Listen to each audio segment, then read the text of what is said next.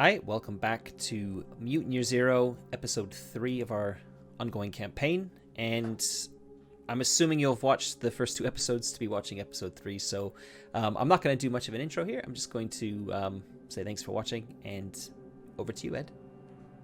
Thanks. Where we left off last time, you had all been met at this building on a hill where you were going to go with a group of people who were all clothed in sort of like white or sort of grayish kind of robes, where you were going to go and meet a lady by the name of Plutonia. And they said they were going to take you to her. You all kind of decided that would be something you were going to do. And you and 1, 2, 3, 4, 5, 6, 7, 8 people decided to escort you to go and see this person. So you make your way, following this group, back down the hill and into the previous zone that you went into. I'll just move you along.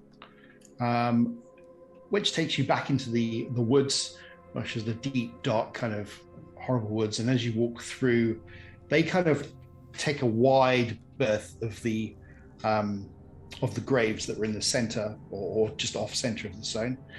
And they kind of cut across and make their way to this long lake kind of thing that you follow.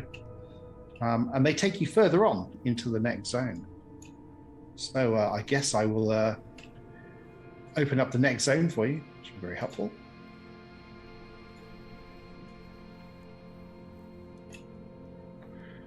There you go. And they take you into the next zone.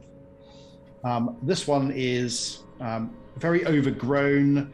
At some point, towards the end of this long lake that you're sort of following around the north, is a large open expanse of land that's very overgrown by weeds and, shrubs, that kind of thing. There doesn't appear to be any trees anywhere. And as you kind of make your way towards the northern end of this part of the zone, you hit what looks like this very large, flat expanse of land going north and south. It's all cracked. It looks like it's a road from the time before. It's just eroded and broken, and there's all loads of broken down and rusted out cars. They seem to kind of like wander past the cars, get onto the road, and make the way going further north. As you're kind of going towards the north, you come across probably the biggest vehicle you've ever seen. It's all rusted down. It's got a lot of tires, or at least they were tires at one point. It's all sort of like dripping in sort of this rust, and it's just huge. It's massive. And there is something that's on top of it. So sort of like a bed, and then on top of that, there's this other large structure that's all kind of rusted into each other, and it's just been there for years and years and years.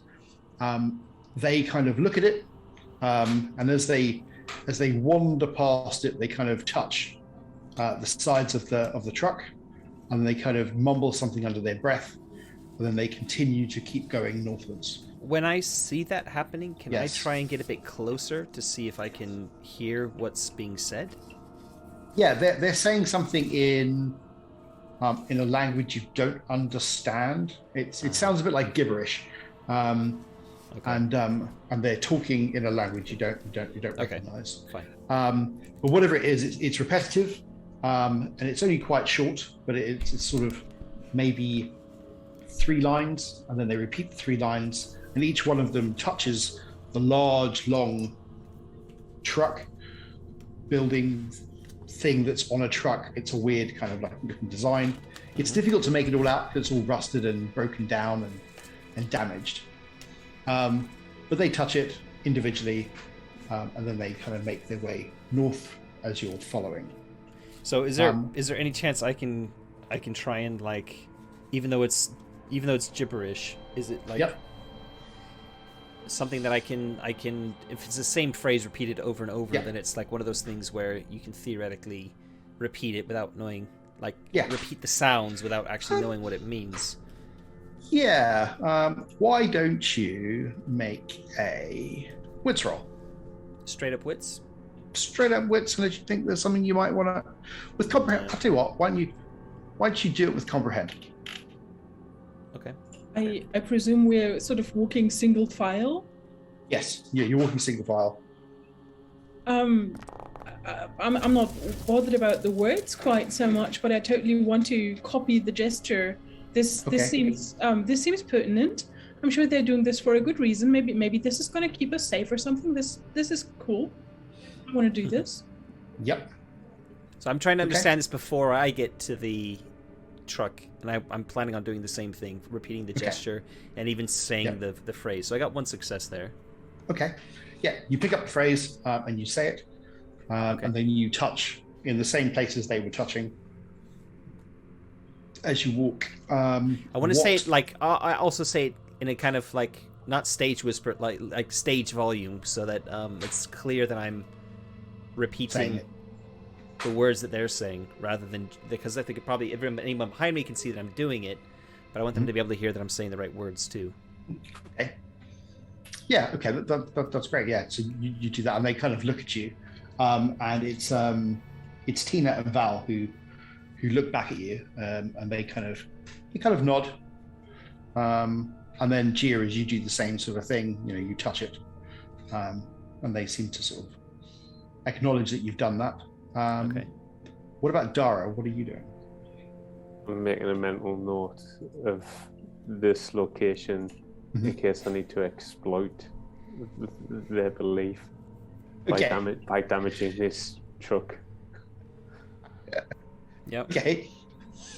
I have absolutely zero empathy for whatever they're doing. Yeah. The charade thing is such ill thought out, ill-found idea, but I'm not getting any deeper into it. Okay. Yep. They continue to walk northwards. You can see that the person at the front is Beth, and she's the one who's kind of picking her way through the sort of ruins and stuff. It's very sort of like difficult to kind of go between the actual vehicles that are on this road.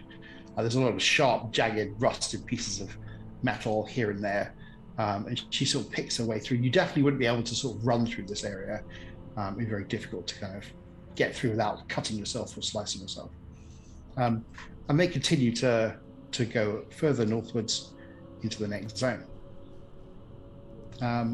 They don't go very far into the next part of the zone, and it's this long road just continues to go up as far as you can see, and they very quickly, as soon as they get into this part of the zone, they sort of like find there's a break in the roadway, and they kind of make their way down this embankment, and they follow it down into sort of like a large ditch, and they follow that ditch further north as they go.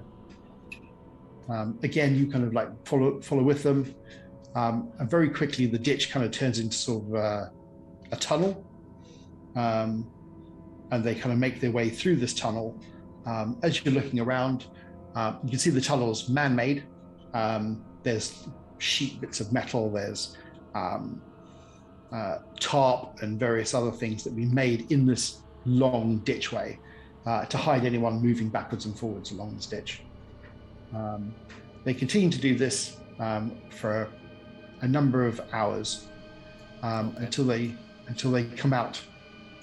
You imagine towards the top end of the zone that you're in, and they eventually come out to the following. Bear with me 1 second. I thought I had. For a brief second there, I thought I hadn't prepared this. And then I was about to cry.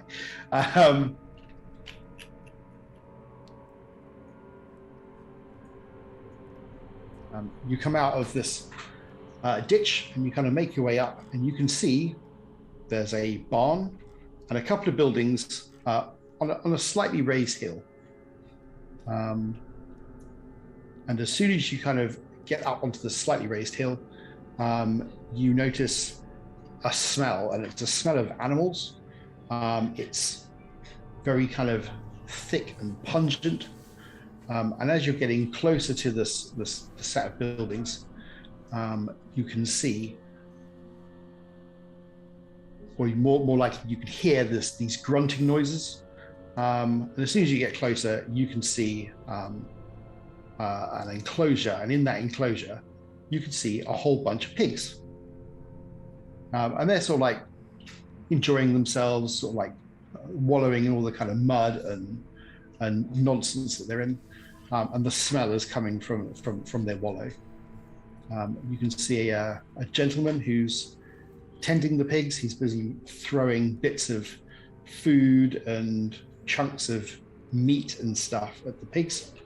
And they seem to be quite happy, sort of making lots of grunting noises, rushing to the pigs and eating them. Okay. As you kind of walk towards them, the fairly well-built guy sort of waves at these at your party and the people in the robes, and they kind of wave back to him and sort of walk past him and his pigs, and make their way towards this small building. It's an outhouse away from the other buildings, and they kind of beckon you forward. Beth says, "We're here," and she smiles at you and says, "This way, please." And she goes to this small building, and she opens the door, and inside is sort of like a small utility room kind of thing. And you're like, well, I don't know where you're going to go. It's probably enough room for like 3 or 4 people to stand in.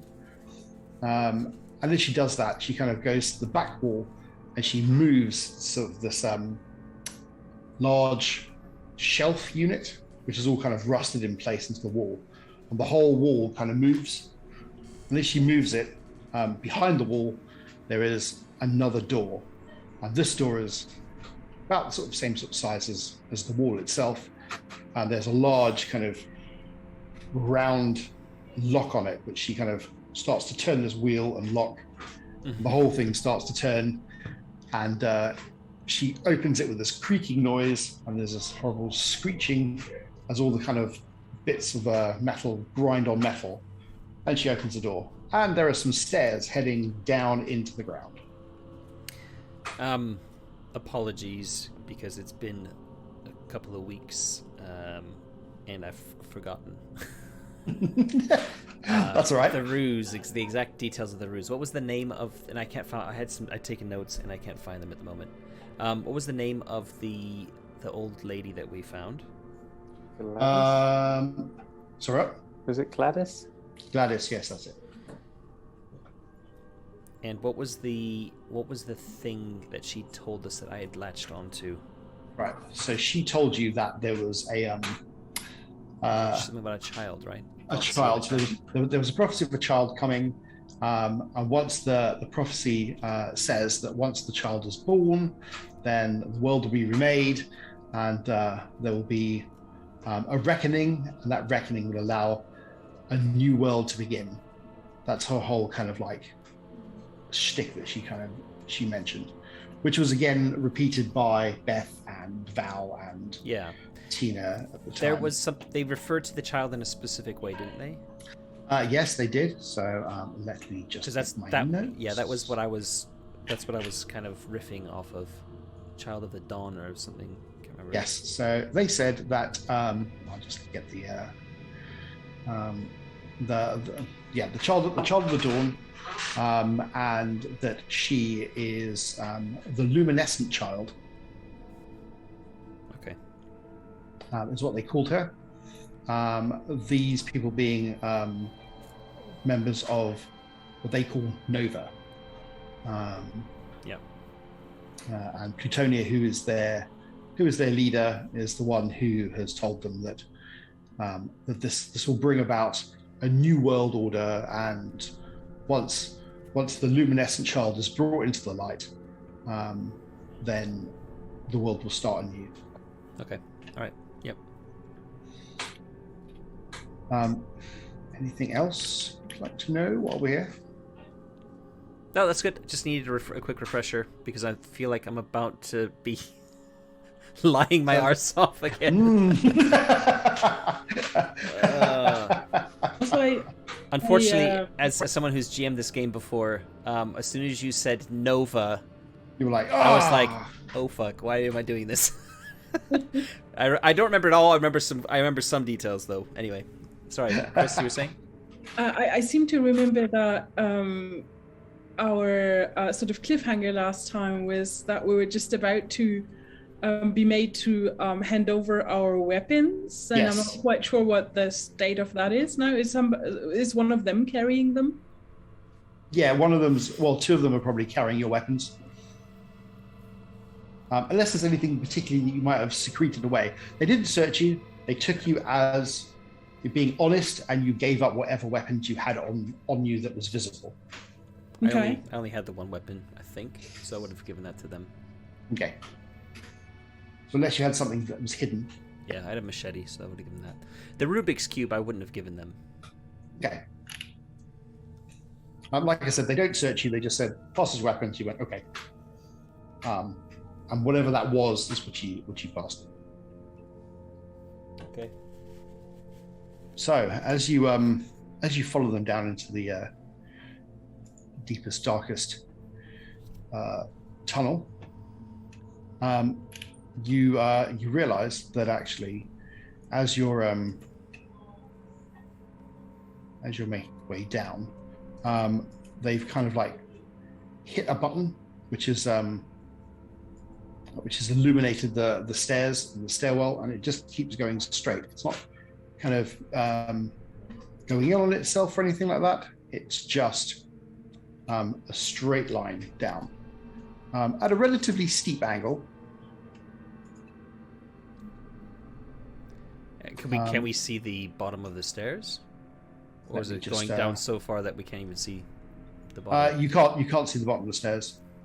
Okay. I'm going to start counting in my head. So you go to follow. So if you look at the map, you'll see the stairs going down. Oh yeah. And as you make your way down further, you see you come to a new room.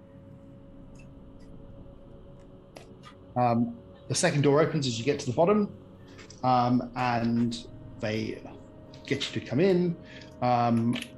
They ask you to wash. They pass you a couple of bowls of water. They also pass you some clean rags to kind of wash your hands and your face. And as you're doing that, you look around the room.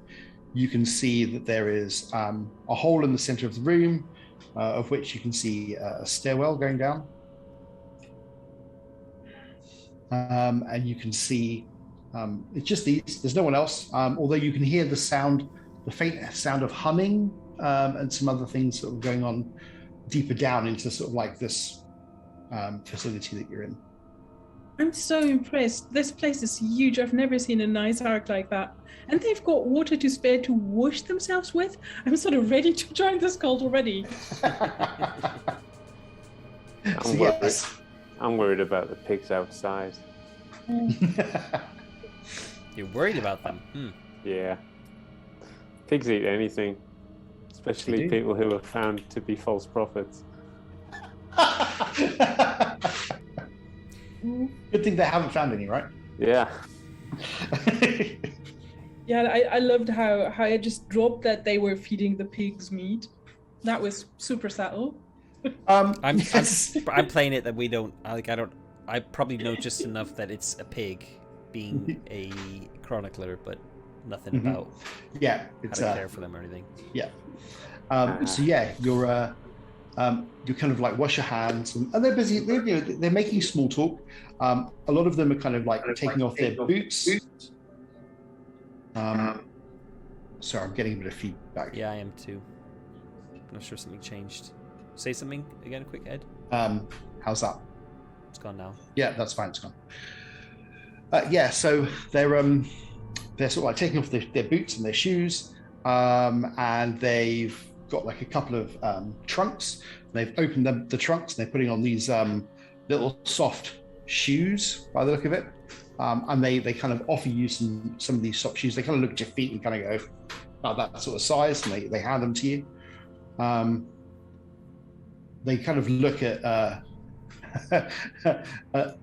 at you and Dara, and they kind of hand you a couple of sort of these large cloth sacks to kind of put over your feet.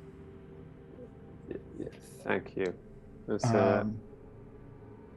I've taken I've taken very kindly to the water, and I've really bathed quite like sort of like a rag bath. Yeah. All across my body. Okay. Yeah. They kind of look at you. When you do that, presumably you're going to take your jacket off. Yeah. To show all forearms. Yeah. Okay. Well, they kind of look at you when you do that, and the guy that's with you, he's the guy that you saw that had the machete. He sort of like eyes you up with all forearms, and kind of he just looks at you with a little bit of trepidation. But the other ladies kind of smile, and you kind of get a sense that maybe they kind of weren't expecting forearms. But they just watch you. They watch you wash. They make some small talk, and they essentially just wait for you to finish doing that. And once you've done that, Tina was the lady with the darker hair. She says, "If you'd like to follow us now, please." And she motions down the stairs, and she walks down the stairs with Jake and Val and Clara, and you descend the stairs. Deeper on in. As you descend, you can hear this humming start to pick up, and you eventually come to yet another room.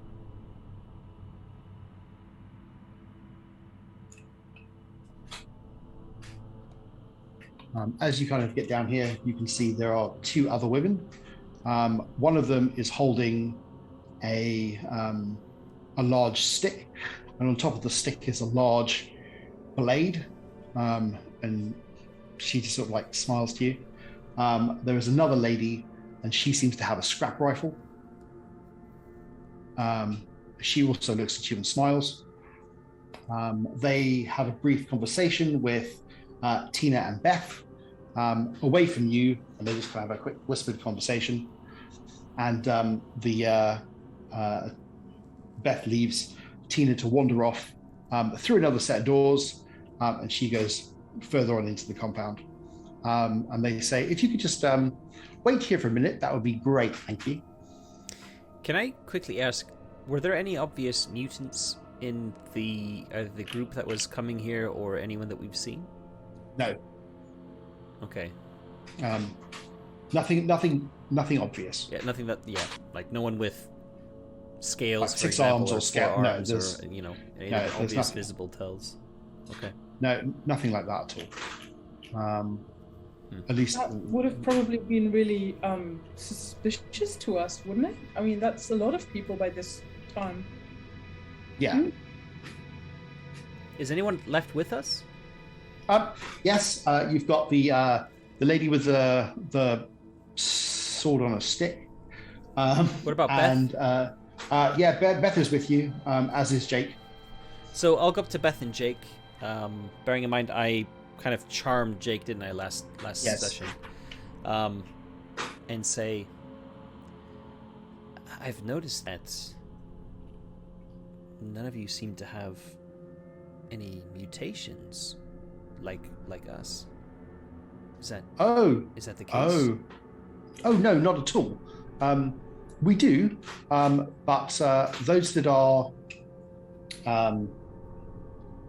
have that outwardly showing, they don't really go out much. We like to only show the best of us, says Beth, as she's smiling with her shaved head and her pretty skin. The best of you, eh? Okay. Outward, you said outward, so do you have some sort of inward mutation? Yes. Oh, well, I kind of lift up my arm and show her my arm that's kind of covered in scales, and say, "Well, mine's on the outside. What's I've showed you mine. Can you tell me what yours is?" She says, "I can control fire." I know somebody who can do that too. That's very cool. And what about you, Jake? Jake says, "I'd rather not talk about it." But yes, I'd rather not talk about it. It's okay. Beth says he's a little bit embarrassed. He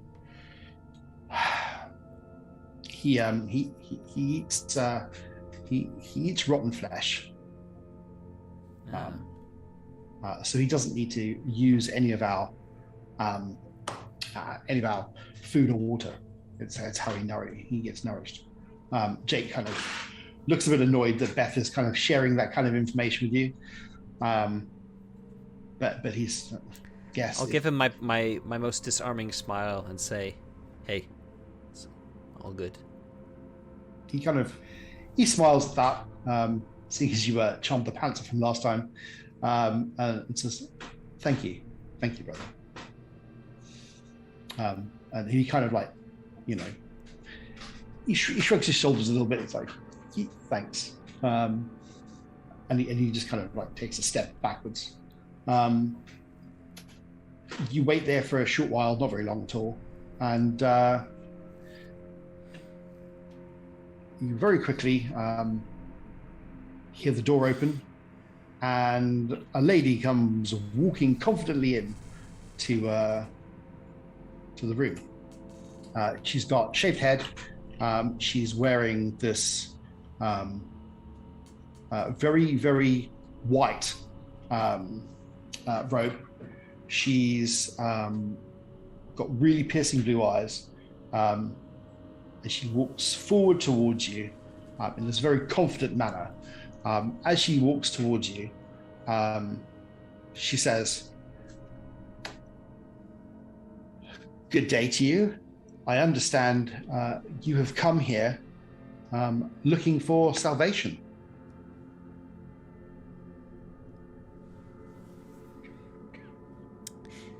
I look, sort of, bow my head a little bit and try and look meek.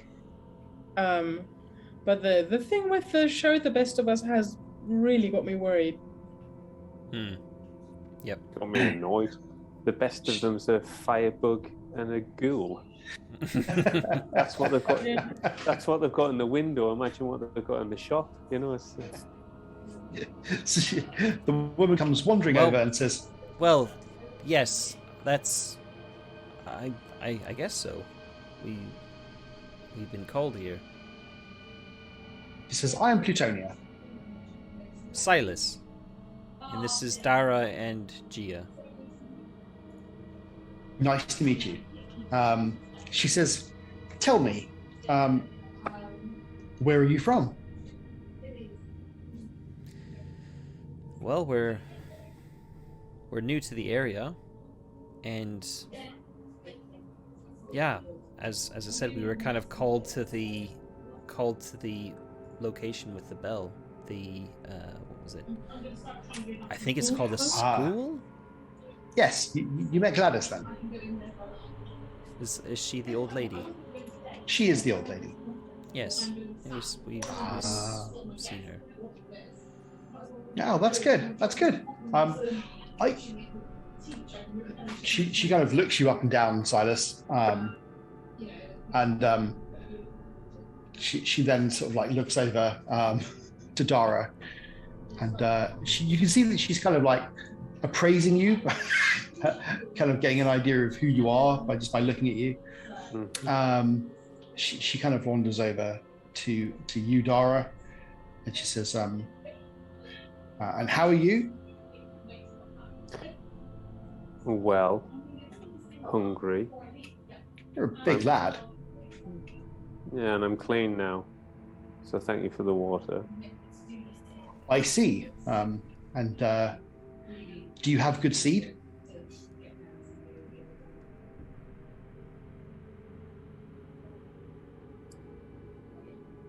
I'm not an agriculturalist. Oh, what? No. I meant. She kind of looks over at Beth, and Beth is kind of going. And she goes, "Oh, okay. Sorry, my mistake." And she says, "So, where are you from then?" Around. As Silas said, we're new to the area.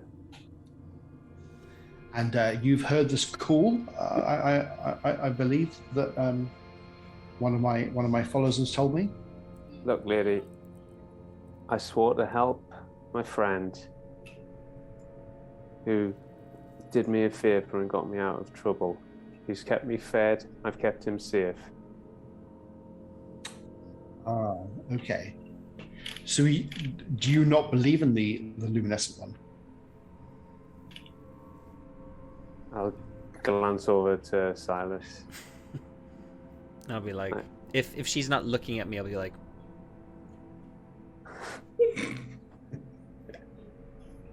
yeah.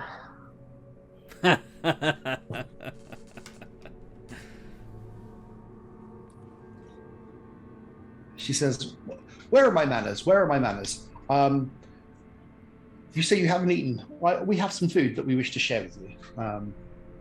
If you would... lead on to the canteen." She says, "We will bring it here. Don't worry. Please take a seat." And she kind of there's a couple of seats sort of like sitting around. She says, "If you wish to take a seat, we'll prepare some food for you, fit for someone who is coming as a guest." And she says, "Tina, go and prepare the food." Tina just says, "Yes, ma'am." And she scuttles off with a couple of the others, leaving you still with the lady with the spear and the lady with the scrap rifle, Jake and Beth. mm-hmm. And she says, "So, while we're waiting for that, perhaps I can get you a drink."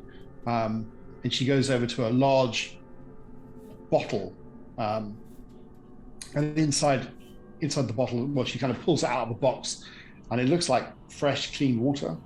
And she gets out of the actual box some sort of like cups, and she starts to pour water in to the cups for you. And she sort of like starts to hand them out. No one else seems to be doing anything except for Plutonia and I guess you. They're all just kind of standing off to the side, not really saying anything.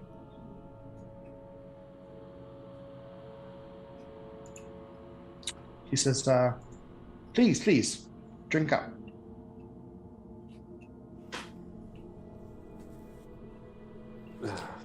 Yeah. Do we wait? Is she joining us in the drinking?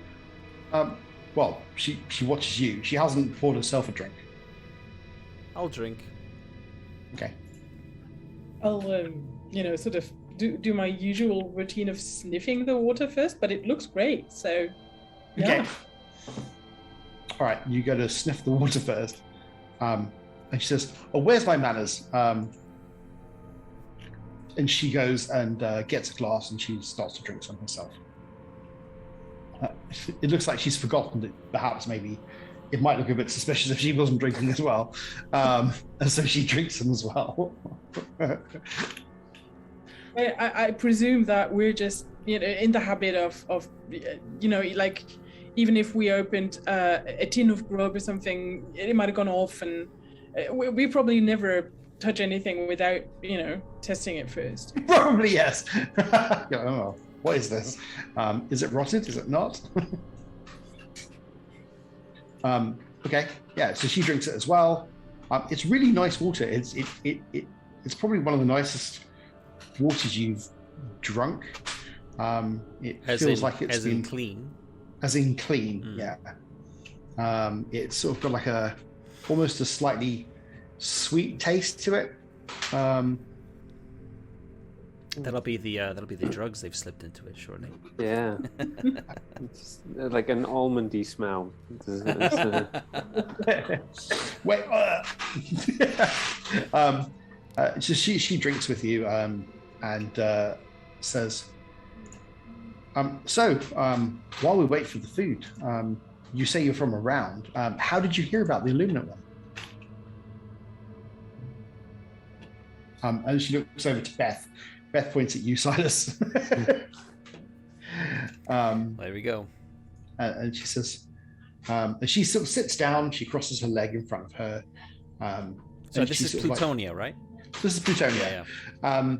And she kind of like confidently sits down. She's got like a very nice kind of poise to her. And she sits there and says, "Please, go ahead." I'll sit. Sorry, after you, Gage here. Well, I had a vision of a child shining like the sun at the building that with the bell in it that this school.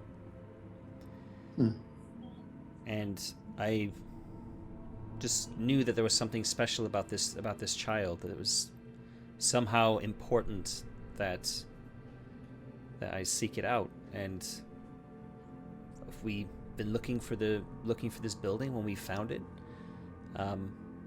came across your people, and they brought us to you.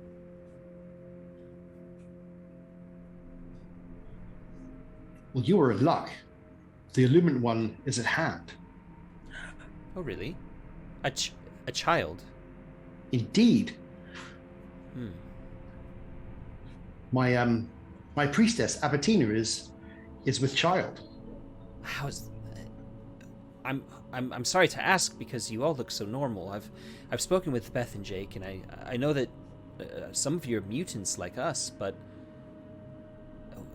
we thought that we couldn't bear children. How? It must be a miraculous thing then. Indeed, it is. We have we have this. Well, what can I say? We have someone who is willing to donate their seed. They have seen the Illuminate one from before, and through them they have managed to impregnate our priestess Apatina. They've seen the illuminated one before? Yes, they have. And thankfully, because of that, through him, we have managed to see the Illuminate one. That's incredible.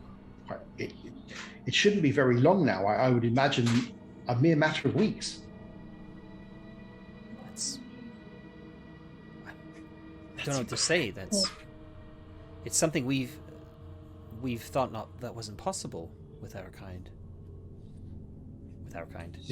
She says yes. It's a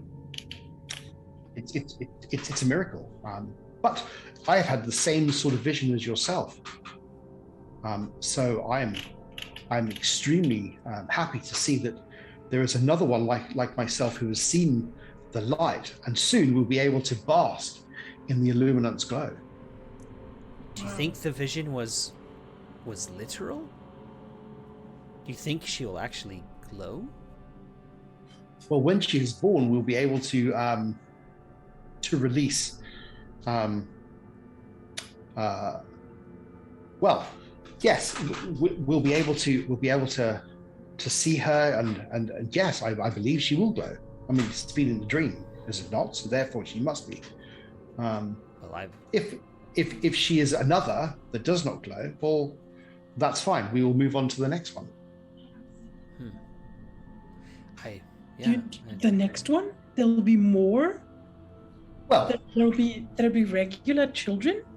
Well, we're waiting for the illuminate one, not just the regular children. Wow. We do not require them. Right. So, wow. Regular children. I wasn't.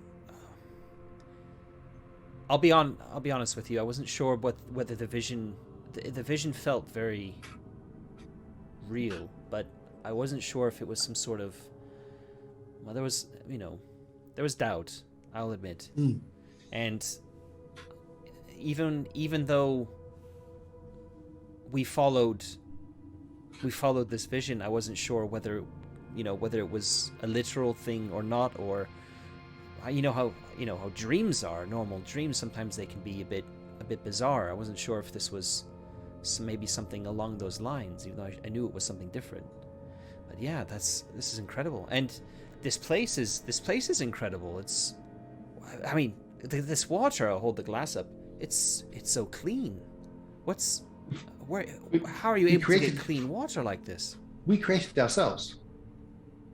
How? You create? Well, it is a side product of the device, and so we use that to create the water. The device? Is that what's keeping the lights on here?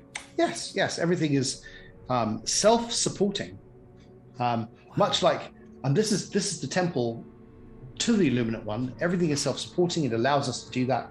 It says so in the teachings, and she says, "Praise be to Doomsday," and they all say, "Praise be to Doomsday," as they all raise their hands. Doomsday. Wow. Yes, this will be the time when the Illuminate One comes into the child, into the world, and we will reimagine the world as the writings say, and Doomsday will appear. Well, the Illuminate One will bring about Doomsday. I'm gonna look around. As a chronicler, I can read. Is there anything written on the walls of the room that we're in that I could potentially Yes, read? there is. It's all kind of like been smeared with sort of like the same sort of like paint that they have on their foreheads. Sort of like the sort of like it's either yellow or red kind of paint that they've smeared on. It's quite bright, and you can see that's kind of like done that. So if you look at the map, there's like a large square thing on the wall. Rectangular thing. Rectangular thing. And there's some pipes and stuff. That is exactly it. And you realize there's a bunch of writing and stuff. You'd have to kind of get close to it. You're sort of sitting on the boxes and stuff at the moment. But yeah, you can get up and kind of wander over to it to read it if you wanted to. Yeah, I'll just like casually do it. Like, they've not restricted us from getting up and walking around.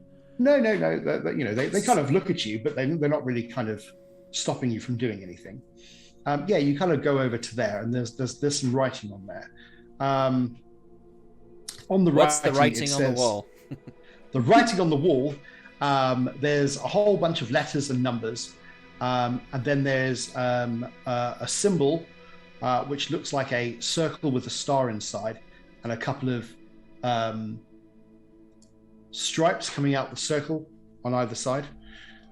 It's sort of like a red and blue with a little bit of sort of like silver around it. And then next to it, it says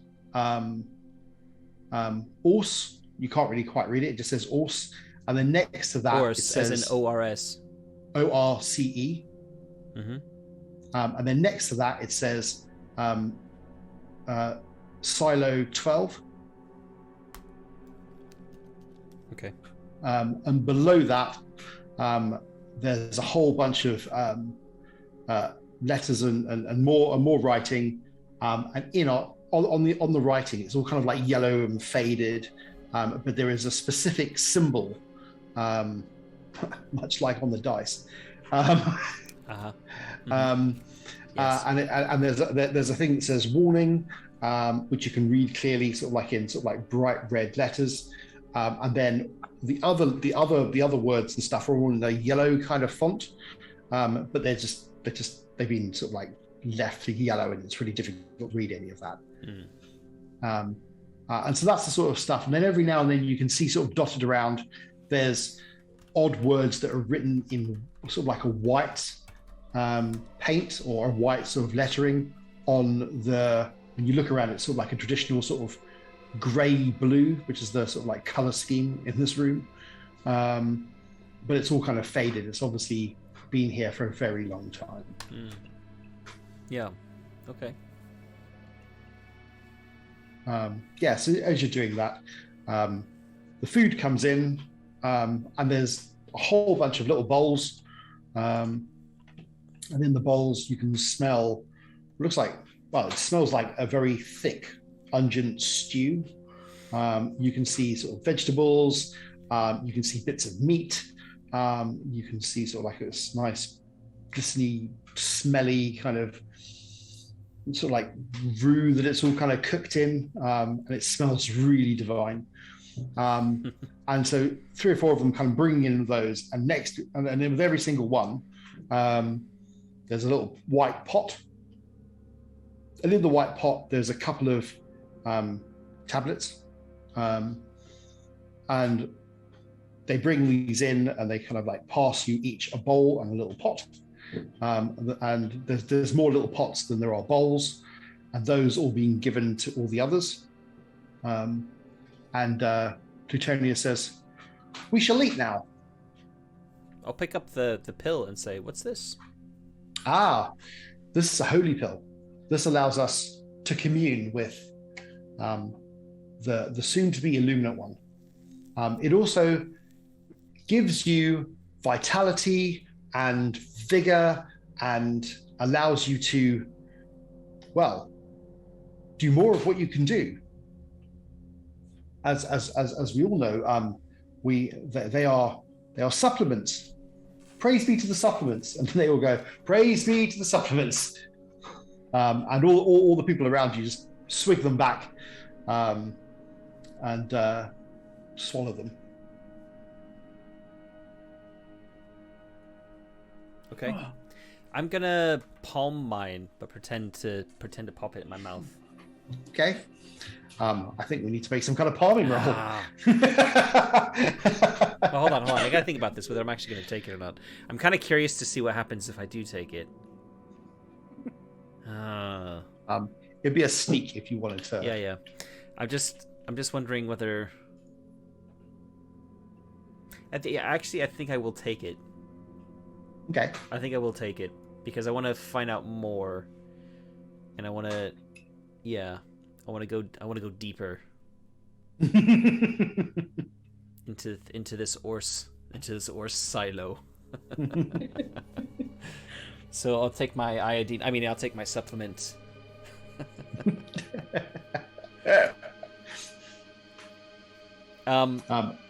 Okay. And I'm also gonna happily tuck into the stew.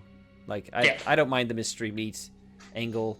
Yep. If it smells good, food is food, and we probably haven't eaten anything like this in a very long time. So I imagine it probably smells like pork. Unable to, long pork or whatever. It doesn't matter. It smells good. As I'm scooping with the bowl and the spoon, another arm raises up to get attention and points to have more food brought. Indeed, Plutonia says, "Bring some more for our good friend." What are you going to do about the supplement, the holy supplement?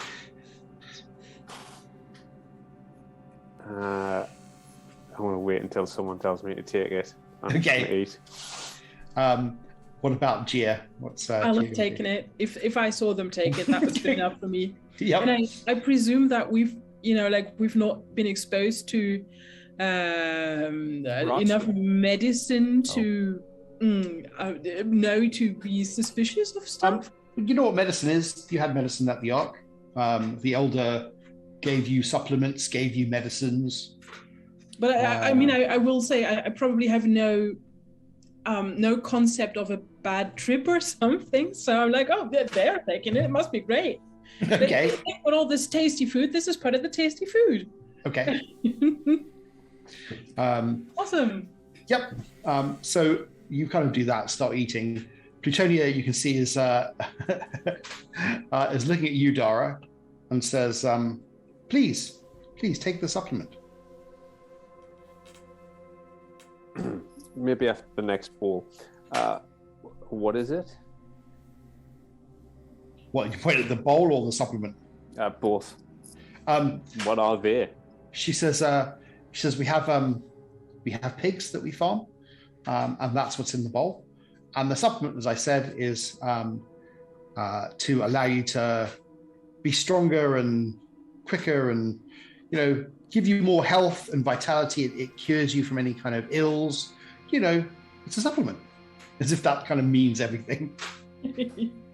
So again, I look to Gia, and then I'll look over to Silas. I'll put my hand on your shoulder, one of your 4 shoulders, and say, I understand your reluctance, Dara, but I feel fine. Honestly, it's nothing. There's nothing to be worried about. These are good people. And I would risk. I'm not going to. Never mind. That's all I say. And I'm looking at you. I'm looking at you with a very like. Okay. With a look. I'll take the pill. Okay, you sort of like, all right. You go to take the pill. You can see that she's watching you really intently as she's going to take the pill in that kind of like kind of way. Yeah.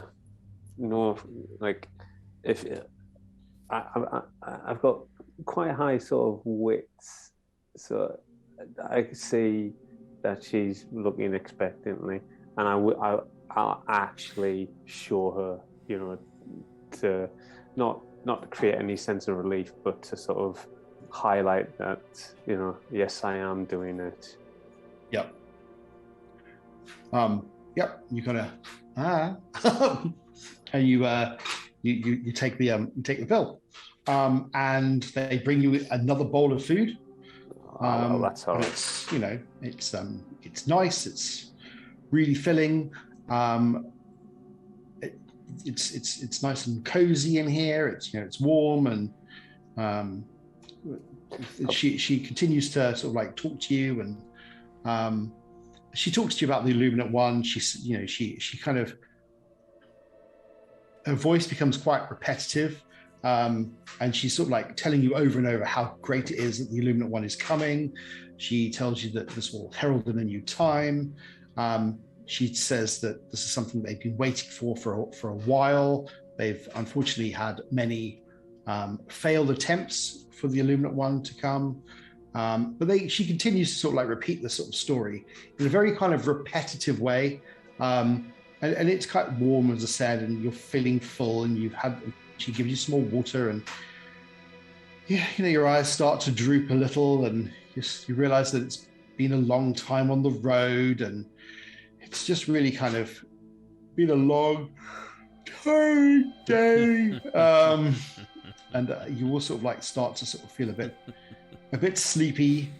And she sort of like says, that's fine. And she gets you some blankets, and says, this will kind of help, and it's fine. Take some time to relax, and we're still sitting on the boxes in this room. Yeah, you're still sitting on the boxes and stuff. And she says, that's fine. we'll let you kind of do that. She says, we can leave you to it. We'll just wander off for a minute and. What can we have a place to sleep? Oh, of course you can. That's not a problem. More than happy to. Well, I think maybe pretty tired. Maybe can you show us where? Can you take us? She says, "Sure. Why don't you come with me then?" They take the blankets from you and they say, "Please follow us." Have there been the boxes we've been sitting on? Have there been wooden crates? Yes, they have. Can I have worked out, like, I've spent some time being Mardy, pulling out a nail? Yeah, that's fine. Yeah. So she takes you.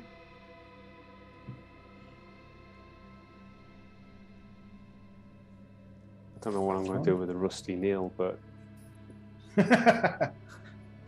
necessity is the mother of invention. So yeah, she takes you down a long corridor.